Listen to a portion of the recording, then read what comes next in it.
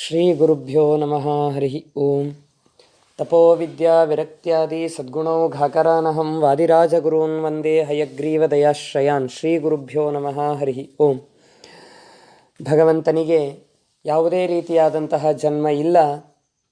ಗರ್ಭವಾಸ ದುಃಖವೂ ಕೂಡ ನಮ್ಮ ಭಗವಂತನಿಗೆ ಇಲ್ಲ. ಸದಾ ಕಾಲದಲ್ಲಿ, ಸದಾ ದೇಶದಲ್ಲಿ, ಕಾಲಗಳಲ್ಲಿ, ದೇಶತ ಕಾಲತಶ್ಚೈವ ಅಂತ ಹೇಳಿದಂತೆ ಪ್ರತಿಯೊಂದು ಕಾಲಗಳಲ್ಲಿ, ಪ್ರತಿಯೊಂದು ದೇಶಗಳಲ್ಲಿ ಭಗವಂತ ಅವತಾರ ಮಾಡಿದರೂ ಯಾವುದೇ ರೀತಿಯಾದಂತಹ ಜನ್ಮ, ಗರ್ಭವಾಸ, ದುಃಖ, ಪ್ರಾಕೃತವಾದಂತಹ ಶರೀರ, ಪಂಚಮಹಾಭೂತಗಳಿಂದ ಪ್ರಕಟಗೊಳ್ಳುವಂತಹ ಶರೀರ, ಇದ್ಯಾವುದೂ ಕೂಡ ನಮ್ಮ ಭಗವಂತನಿಗೆ ಇಲ್ಲ. ಇದನ್ನು ಹೇಗೆ ಹೇಳ್ತೀರಿ ನೀವು ಅಂತಂದರೆ, ನಾವು ಹುಟ್ಟಬೇಕಾದರೆ ಹುಟ್ಟುತ್ತೇನು ತರಲಿಲ್ಲ, ಸಾಯುತ್ತೇನು ಒಯ್ಯಲಿಲ್ಲ ಅಂತ. ಹಾಗೆ ಭಗವಂತ ತಾನು, ನಾವು ಹುಟ್ಟುವಾಗ ಹೀಗಿರ್ತದೆ, ಬತ್ತಲಿಂದ ಬರುತ್ತಲಿಹರು, ಬತ್ತಲಿಂದ ಹೋಗುತ್ತಿಹರು, ಕತ್ತಲೆ ಕಾಲ ಬೆಳಗು ಮಾಡಿ ಹೊತ್ತುಗಳೆವರು ಅಂತ ಹೇಳಿದಂತೆ, ನಾವು ಬರುವಾಗ ಏನನ್ನ ತರೋದಿಲ್ಲ, ಹೋಗುವಾಗಲೂ ಏನನ್ನ ಒಯ್ಯೋದಿಲ್ಲ. ಅದಕ್ಕೆ ದಾಸರಂತಾರೆ, ಬರುವಾಗ ಏನು ತಂದಿ, ಬರುತ್ತಾನೆ ಎಲ್ಲಾನು ನನ್ನದೆಂದಿ. ಬರಬೇಕಾದ್ರೆ ಏನೂ ನೀನು ತೆಗೆದುಕೊಂಡು ಬಂದಿಲ್ಲ, ಆದರೆ ಬಂದ ಕ್ಷಣ ಪ್ರತಿಯೊಂದು ನಂದು ನಂದು ನಂದು ಅನ್ನೋದ್ರಲ್ಲೇನೆ ಬಿದ್ದುಬಿಟ್ಟು ಅಂದ ಮೇಲೆ ಯಾವ ಥರ ಕಟಿಪೀಟಿ ಒಂದು ದಿನ ಹೋಗ್ತಿದ್ದಿಲ್ಲ ಟಪೀಟಿ. ಯಾವುದಕ್ಕಿಷ್ಟು ಕಟಪಟ್ಟು ಮಾಡಿ ಜೀವನ ಸಾಗಿಸ್ತೀಯೋ ಮನುಷ್ಯ. ಹುಟ್ಟುವಾಗ ಪತ್ತಿಗಾರು ಚಿಂತಿಸಿದವರು ಕಟ್ಟ ಕಡೆಯಲಿಲ್ಲ ಏಕೆ ಯಾರ ಚಿಂತೆ, ನಟ್ಟ ನಡುವಿನ ಬಾಳಿಗೇಕೆ ಚಿಂತಿಸುತ್ತಿರುವೆ, ಪುಟ್ಟಿಸಿದ ದೇವತಾ ಹುಲ್ಲ ಮೈಸುವ ನೀನು. ನಡುವಿನ ಬಾಳಿನಲ್ಲಿ ನಾವು ಒದ್ದಾಡ್ತಾ ಇರ್ತೇವಲ್ಲ, ಏನೋ ತರದೇ ಇದ್ದರೂ ಕೂಡ ಇಷ್ಟು ನನ್ನದು ನನ್ನದು ನಾನು ಅನ್ನೋದಾಗಿ ಒದ್ದಾಡ್ತೇವೆ. ಭಗವಂತ ತಾನು ಅವತಾರವನ್ನು ದೇವಕಿಯಲ್ಲಿ ಮಾಡಬೇಕಾದಾಗ ಹೇಗೆ ಬಂದ ಅನ್ನುವುದರ ಚಿಂತನೆಯನ್ನು ವಾದಿರಾಜರು ನೀಡ್ತಾ ಇದ್ದಾರೆ. ಶೋಭಾನವೆನ್ನೀರೇ ಸುರರೋಳು ಸುಭಗನಿಗೆ, ಶೋಭಾನವೆನ್ನಿ ಸುಗುಣನಿಗೆ, ಶೋಭಾನವೆನ್ನಿ ತ್ರಿವಿಕ್ರಮರಾಯಗೆ, ಶೋಭಾನವೆನ್ನಿ ಸುರಪ್ರಿಯಗೆ ಶೋಭಾನೆ. ಉಟ್ಟ ಪೀತಾಂಬರ ತೊಟ್ಟ ಭೂಷಣಗಳು, ಇಟ್ಟ ನವರತ್ನದ ಮುಕುಟವು, ಮೆಟ್ಟಿದ ಕುರುಹ ಎದೆಯಲ್ಲಿ ತೋರಿದ ಶ್ರೀ ವಿಠ್ಠಲ ಪುಟ್ಟಿದ ನೆನಬಹುದೇ ಶೋಭಾನೆ. ಶ್ರೀಕೃಷ್ಣ ದೇವಕಿಯಲ್ಲಿ ಅವತಾರ ಮಾಡಿದ, ಬೇಡ ಕಂಬದಲ್ಲಿ ಅವತಾರ ಮಾಡಿದ ಅಂತ ಇಟ್ಟುಕೊಳ್ಳಿ. ಕಂಬದಲ್ಲಿ ಭಗವಂತ ಅವತಾರ ಮಾಡಿದಾಗಲೂ ಕೂಡ ಸಿಂಹಾಸ್ಯ ಮಾನುಷ ಶರೀರ ಯುತಾವತಾರ ವಾಸಿಷ್ಠ ಕೃಷ್ಣ ಮಮ ದೇಹಿ ಕರಾವಲಂಬಂ ಅಂತ ಭಗವಂತ ಅದರಲ್ಲಿ ಅವತಾರ ಮಾಡಬೇಕಾದ್ರೆ ಸಿಂಹನಾಗಿ, ಮನುಷ್ಯನಾಗಿ, ಅಂದರೆ ಪುರುಷ ಸಿಂಹನಾಗಿ, ಜೊತೆಗೆ ಎಲ್ಲ ರೀತಿಯಾದ ಆಭರಣಗಳನ್ನು ಧಾರಣೆ ಮಾಡಿಕೊಂಡು ಬಂದಂತೆ ನಮ್ಮ ಭಗವಂತ.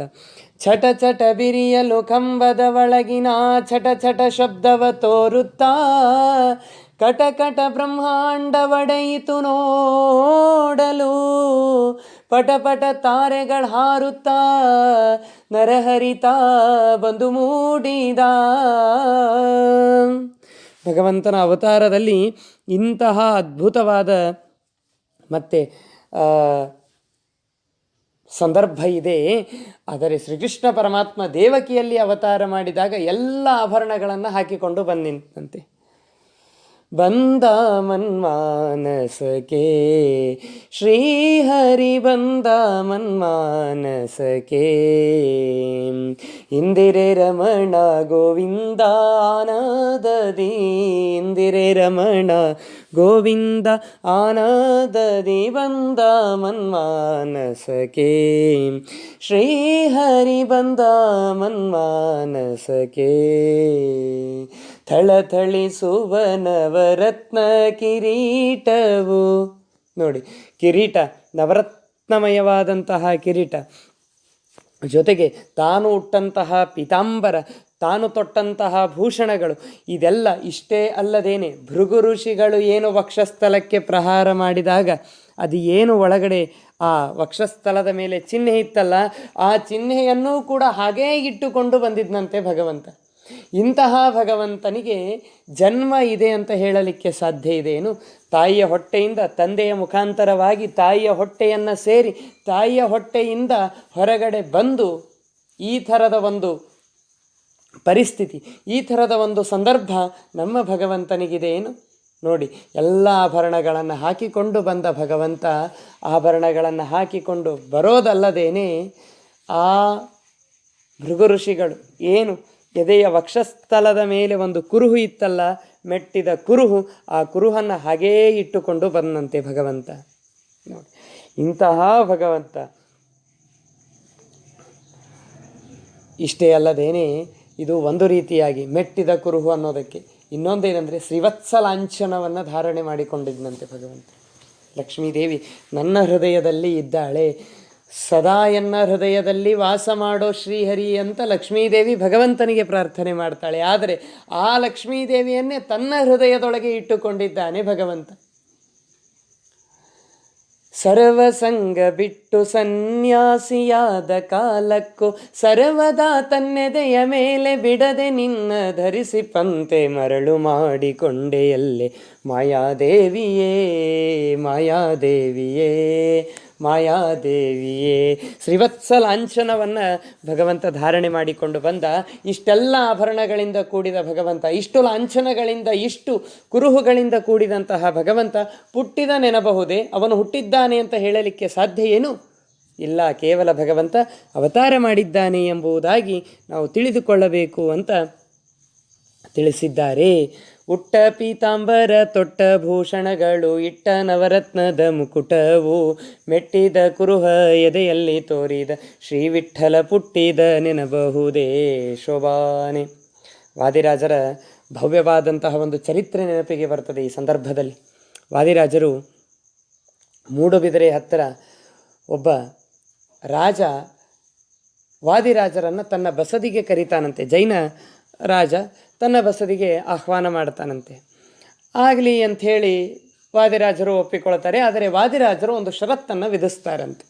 ಏನು ಅಂತ ಕೇಳಿದ್ರೆ, ನಿಮ್ಮಲ್ಲಿ ನಾನು ಯಾವುದಾದರೂ ತೀರ್ಥಂಕರರನ್ನು ಯಾವುದಾದರೂ ನೋಡ್ತೀನಲ್ಲ, ಅದು ಒಂದು ವೇಳೆ ನಮ್ಮ ಮೂರ್ತಿಯಾಗಿ ಕಂಡು ಬಂದರೆ ಅದನ್ನು ನೀವು ನಮಗೆ ಕೊಟ್ಟು ಬಿಡಬೇಕು ಅಂತ. ಆಗಲಿ ಅಂತ ರಾಜ ಒಪ್ಪಿದ. ವಾದಿರಾಜರು ಬಸದಿ ಹತ್ರ ಬಂದರು. ಒಂದು ಅಮೂಲ್ಯವಾದಂತಹ ಪಚ್ಚೆ ಕಲ್ಲು, ಪಚ್ಚೆ ಅಂತ ಕರಿತೀವಲ್ಲ, ಬಹಳ ಬೆಲೆ ಬಾಳುವಂತಹ ಕಲ್ಲು. ಆ ಪಚ್ಚೆ ಕಲ್ಲಿನ ಒಂದು ಸುಂದರವಾದ ಮೂರ್ತಿಯನ್ನು ಇಟ್ಟಿದ್ರಂತೆ ಅಲ್ಲಿ. ಜೈನನ ಮೂರ್ತಿ ಅದು, ಜಿನಮೂರ್ತಿ ಅದು. ಆ ಜಿನಮೂರ್ತಿಯನ್ನು ನೋಡಿದ ಕ್ಷಣ ಅದು ವಿಠ್ಠಲನಂತೆ ಕಂಡು ಬಂತಂತೆ. ಆ ರಾಜನೂ ಕೂಡ ಗಾಬರಿಯಾದ.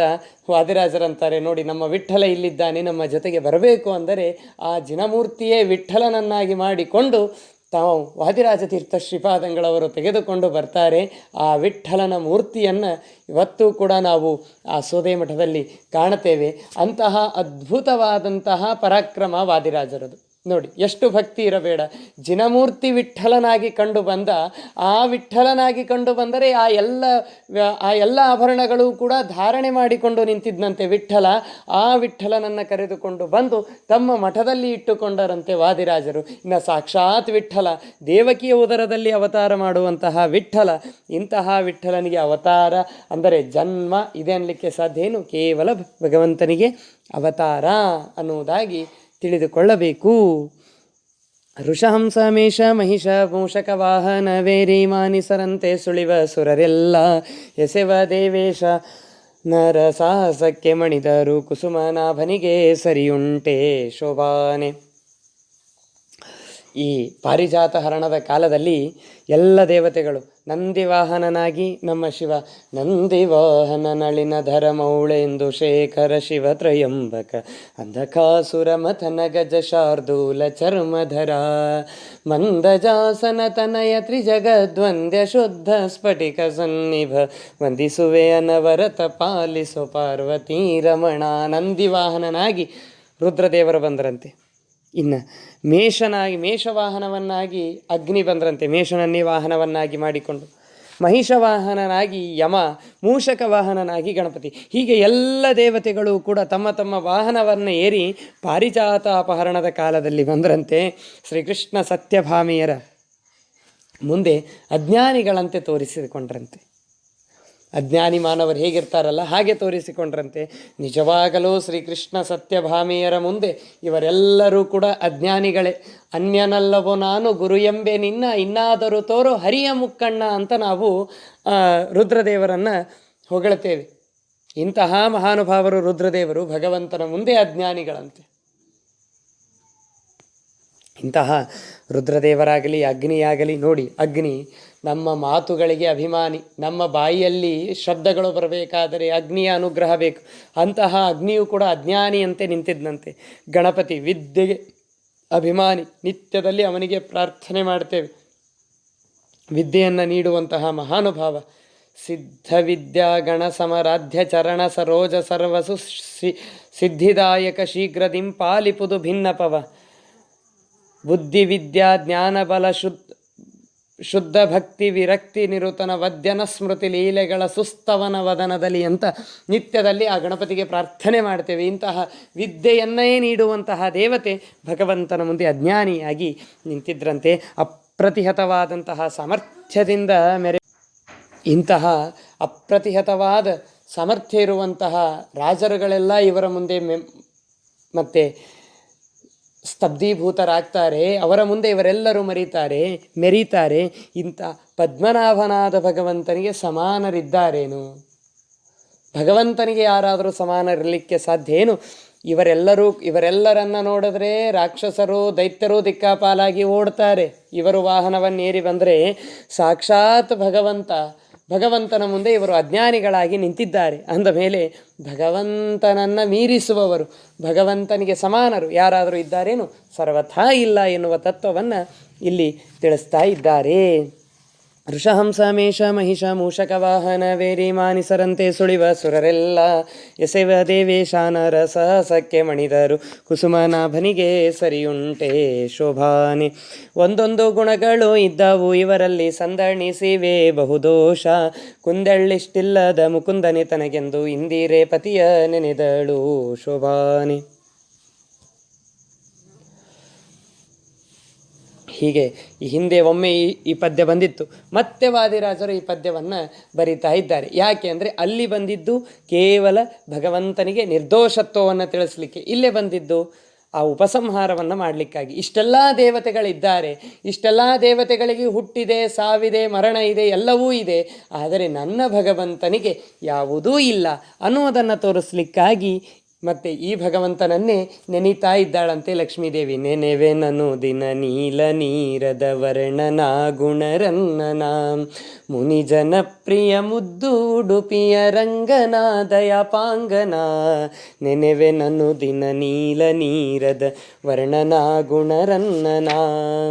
ಇಂತಹ ಭಗವಂತನನ್ನು ಲಕ್ಷ್ಮೀದೇವಿ ನೆನೆಸ್ತಾ ಇದ್ದಾಳೆ. ಭಗವಂತ ನೋಡಿ ಕರೆದಲ್ಲಿಗೆ ಬರುವ, ನಾವು ಎಲ್ಲಿ ಕರೀತೇವೋ ಅಲ್ಲಿಗೆ ಓಡಿ ಬರ್ತಾನೆ. ವಾರಿ ಜಲಯಪತೆ ವಾರಿ ಜನಾಭನೆ ವಾರಿ ಜಭವಪಿತ ವಾರಿ ಜನೇತ್ರನೆ ವಾರಿ ಜಮಿತ್ರ ಅಪಾರ ಪ್ರಭಾವನೆ ವಾರಿ ಜಾಂಡದ ಕಾರಣ ದೊರೆಯೇ ವಾರಯ್ಯ ಬಾಬಾ. ಭಕುತರ ಪ್ರಿಯಾ ಶ್ರೀನಿವಾಸರಾಯ ಸಂದನ ವೇರಿ ಬಾಪಾರಂಗ ದೇವೋ ತುಂಗಾನಂದ ನಂದನ ಹರಿಮದ ಭಂಗ ಕಾರುಣ್ಯ ಪಾಂಗ ಸಿಂಧೋ ಶಯನ ಸುಂದರಾಂಗ ಹೇ ನಾರಸಿಂಗ. ಕಂದ ವಿರಿಂಚಿಯು ನಂದಿ ವಾಹನ ಅಮರೇಂದ್ರ ಸನಕ ಸನಂದನಾದಿ ಮುನಿ ವೃಂದ ಬಂದು ನಿಂತು ಧಿಮ್ ಧಿಮ್ ಧಿಮಿಕೆಂದು ನಿಂದಾಡಲು ಆನಂದದಿ ಮನಕೆ ಬಾರಯ್ಯ ಬಾಬಾ ಬಾಬಾ ಬಾ. ಭಕುತರ ಪ್ರಿಯಾ ಶ್ರೀನಿವಾಸರಾಯ ಜಗಜ್ಜನ್ಮಾಧಿಕರತ ಗೋವಿಂದ ಉದರದಿ ಲೋಕ ಲಘುವಾಗಿ ಧರಿಸಿದ ಮುಕುಂದ. ಭಕ್ತರ ಮನಕೆ ಜಗಜಗೀಸುತ್ತ ಪೊಳೆವಾನಂದ ನಿಗಮಾವಳಿಯಿಂದ. ಅಗಣಿತ ಮುನಿಗಳು ನಗಕ ಖಮೃಗ ಶಶಿ ಗಗನ ಮಣಾದ್ಯರು ಸೊಗಸಗಿ ಬಗೆ ಬಗೆ ಪೊಗಳುತ್ತಲಿ ಬೇಗ ಜಿಗಿ ಜಿಗಿದಾಡಲು ಮುಗುಳು ನಗೆಯ ಮಹವುರಗ ಗಿರಿವಾಸ ಬಾರಯ್ಯ ಬಾಬಾ ಬಾಬಾ ಬಾ. ತಡ ಮಾಡ ಬ್ಯಾಡವೋ ಹೇನಲ್ಲ ವಾಕುಲಾಲಿಸೆನ್ನೊಡೆಯ ಗೋಪಾಲ ವಿಠಲ. ದೇವ ಪರಾಕು ಅಡಿಗಳ ನೀಡೋ ಭಕ್ತ ವತ್ಸಲ ಶ್ರೀಲಕುಮೀನಲ್ಲ. ಮಡುವಿನೊಳಗೆ ಗಜ ಮೊರೆ ಇಡಲಾಕ್ಷಣ ಮಡದಿಗೂ ಹೇಳದೆ ದಡದಡನೆ ಬಂದು ಹಿಡಿದು ನಕ್ರನ ಬಾಯಿ ಕಡೆದು ಬಿಡಿಸಿದನೆ ಸಡಗರದಲ್ಲಿ ರಮೆ ಪೊಡವಿಯೊಳ ನನ್ನೊಡಗೂಡಿ ಬಾರಯ್ಯ ಬಾಬಾ ಬಾಬಾ ಬಾಬಾ ಬಾಬಾ ಬಾ ಭಕುತರ ಪ್ರಿಯ ಶ್ರೀನಿವಾಸರಾಯ ವಾರಿ ಜಲಯಪತೆ ವಾರಿ ಜನಾಭನೆ ವಾರಿ ಜಭವ ಪಿತ ವಾರಿ ಜನೇತ್ರನೆ ವಾರಿ ಜ ಮಿತ್ರ ಅಪಾರ ಪ್ರಭಾವನೆ ವಾರಿ ಜಾಂಡದ ಕಾರಣ ದೊರೆಯೇ ಬಾರಯ್ಯ ಬಾಬಾ ಭಕುತರ ಪ್ರಿಯ ಶ್ರೀನಿವಾಸರಾಯ ಹೇ ಶ್ರೀನಿವಾಸರಾಯ ಹೇ ಶ್ರೀನಿವಾಸರಾಯ. ಹೀಗೆ ಲಕ್ಷ್ಮೀದೇವಿ ಮನಸ್ಸಿನಲ್ಲಿ ನೆನೆದರೆ ಭಗವಂತ ಬಂದಿದ್ದಾನೆ. ಒಂದೊಂದು ಗುಣಗಳು ಇದ್ದಾವು ಇವರಲ್ಲಿ ಸಂದಣಿಸಿವೆ ಬಹುದೋಷ ಕುಂದಳ್ಳಿಷ್ಟಲ್ಲದ ಮುಕುಂದನೆ ತನಗೆಂದು ಇಂದಿರೆ ಪತಿಯ ನೆನೆದಳು ಶೋಭಾನೆ. ಈ ರೀತಿಯಾಗಿ ಭಗವಂತನನ್ನು ನೆನೀತಾ ಇದ್ದಾಳೆ. ಭಗವಂತನು ಕೂಡ ಬರ್ತಾ ಇದ್ದಾನೆ. ಶ್ರೀಕೃಷ್ಣ ಅರ್ಪಣಮಸ್ತು.